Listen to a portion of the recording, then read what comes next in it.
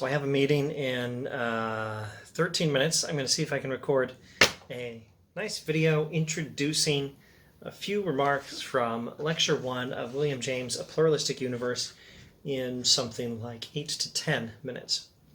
So James is talking about scholastic theism, and specifically dualism, scholastic monotheistic dualism. There's one God, and that God is distinct from the universe. All reality is either God or the universe God created, and one is not so much like the other. One is separate from the other. Ultimate reality is God, and we're totally not the same thing as God. That's scholastic dualism, referring to classical theistic philosophy, things you'll get from traditional perspectives in Christianity, Judaism, Islam. So James is not satisfied with this. He doesn't think it meets our need to feel at home in the universe. James wants a more intimate connection. What the human being is ought to be something we can understand, to be in close relationship with what reality is. We're not supposed to think of ourselves as separate from reality. What sort of silly philosophy is that? But if God is the ultimate reality and God is completely separate from and distinct from the universe, which doesn't even properly resemble him, God being infinitely different, then we have a problem. All right. There is a sense then in which philosophic theism makes us outsiders and keeps us foreigners in relation to God, in which at any rate his connection with us appears as unilateral and not reciprocal. His action can affect us, but he can never be affected by our reaction. Our relation, in short, is not a strictly social relation. So here he is expressing this concern. We are foreigners in relation to God on this particular dualistic theism. Now, James is not strictly speaking speaking of how Christians actually believe, what Christians actually believe, how Christians actually live their lives, what is the religious experience of a Christian. He's talking about philosophical scholastic Christian theism. He's talking about philosophical ways of thinking about God on a traditional Orthodox model, but not necessarily the same thing as the lived human experience of Christian religious people. So he says, next sentence, of course, in common men's religion, the relation is believed to be social, but that is only one of the many differences between religion and theology. So real religion is a lived human experience thing.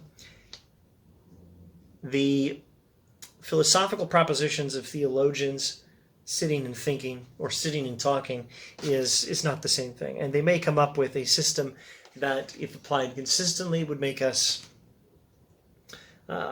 would keep us as foreigners in relation to God, whereas an actual lived religious experience might be very different. We're not foreigners in relation to God, even if that's what our academic theologians say when they give their academic account of our own religion. James has a certain respect for practiced Christianity, less so much for philosophical Christianity, so to speak. There's a distance between scholastic theology and religious practice.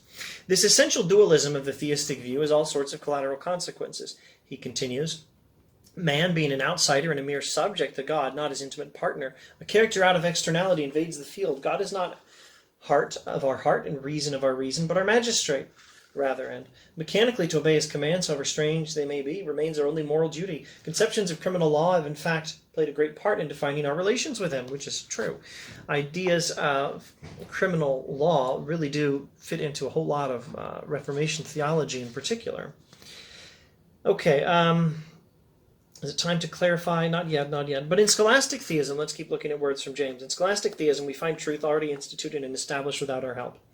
Complete apart from our knowledge, and the most we can do is to But in scholastic theism, we find truth already instituted and established without our help, complete apart from our knowing. And the most we can do is to acknowledge it passively and adhere to it, although such adhesion as ours can make no jot of difference to what is adhered to. The situation here, again, is radically dualistic. You can also make a list of problems. Now, they all center around or cluster around, or they're all outgrowths of the one central fundamental problem, which is scholastic theism does not define reality and human beings as things that can fit, that can work together. It makes us foreigners to ultimate reality.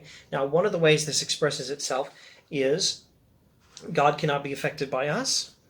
The old medieval notion of divine impassibility. God cannot be affected by us. Nothing we do can have any effect on God. So what sort of relationship is that between human beings and God? But also, God can command us. But where's the relationship? God is not heart of our heart and reason of our reason, but just our magistrate. Mechanically to obey God's commands is what moral duty is. That's not a very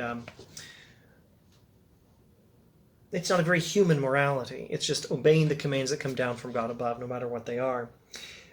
Truth is instituted and established without our help, complete apart from our knowing. Reality and the facts about it are there, and we're here, and we know them. We don't contribute anything to the facts. James wants a religion where we get to contribute something to the universe, and contribute something to those aspects of the universe that religion is interested in. It has to be confessed that this dualism and lack of intimacy, that's intimacy between human beings and ultimate reality, this lack of intimacy fostered by this dualism has always operated as a drag and handicap on Christian thought. Orthodox theology has had to wage a steady fight within the schools against the various forms of pantheistic heresy, which the mystical experiences of religious persons on the one hand and the formal or aesthetic superiorities of monism to dualism on the other kept producing. Christianity has had to keep fighting off mysticisms, well, also monistic philosophies, but has had to keep fighting off mystical accounts that made it seem like human beings and God are not that separate. God as intimate soul and reason of the universe has always seemed to some people a more worthy conception than God as external creator. Some people think the better way of thinking about God, in fact, rather, James says, it has always seemed, he is still talking about some people, it has always seemed to some that a more worthy conception of God, a better way of thinking about God is within the universe. God is the soul and the reason of the universe, not something apart from it to whom we can't hope to relate.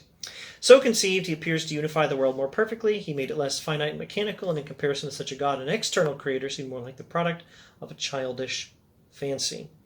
Now, I think I'll just observe two things, and then we'll wrap up this video. Or rather, I'll wrap up this video with observing two things. First thing, this is me speaking, not William James. It's hard to not like this criticism of scholastic theism. It makes me think of some criticisms from Heidegger's critique of what he calls ontotheology. No time to talk about that right now. Meeting's in 6 minutes. But it's very interesting. It's probably terribly important. And I will say, speaking as a Christian who will sign off on the Nicene Creed and 1 to 3 versions of the Baptist faith and message, I will say, be quiet to my computer that's trying to make that noise, and I will say, I don't accept this criticism of Christianity. Maybe if Christianity were just a work of academic philosophy, but it's also an account of God interacting with the world. You can philosophically try to explain this any way you like, but the facts of Christianity, maybe you can make it work with divine impassibility. Clever theologians like Aquinas certainly tried. Maybe they succeeded. That's not the point. The point is, Christianity, pretty much by definition, talks about God interacting with the world. It talks about the incarnation. God becomes one of us. God becomes a human. It talks about human beings as made in the image of God, which is probably best understood, though it may have other aspects, best understood, at least in large part, as a responsibility. The world is something we are responsible for acting in a certain way, as developers and cultivators of creation under God's authority. We represent God on earth. This is actually not Christian theology properly understood. Biblical theology properly understood is not like James is describing scholastic theology here. Now, it may be that you can say, well, that's the difference between Christian experience and philosophical theologians like James is critiquing. Well, maybe, but I'm saying this is actually the content of the Bible. So I think I have a sort of criticism of William James here. Anyway, let's wrap this video up with observing what James does next. He says, I shall leave cynical materialism entirely out of our discussion as not calling for treatment before this present audience, and I shall ignore old-fashioned dualistic theism for the same reason.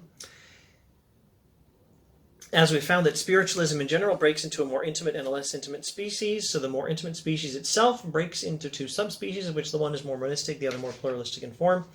etc., etc. I therefore propose to you to disregard materialists altogether for the present, and to consider the sympathetic party alone. So that's a way. These are his ways of saying he's done with scholastic theism.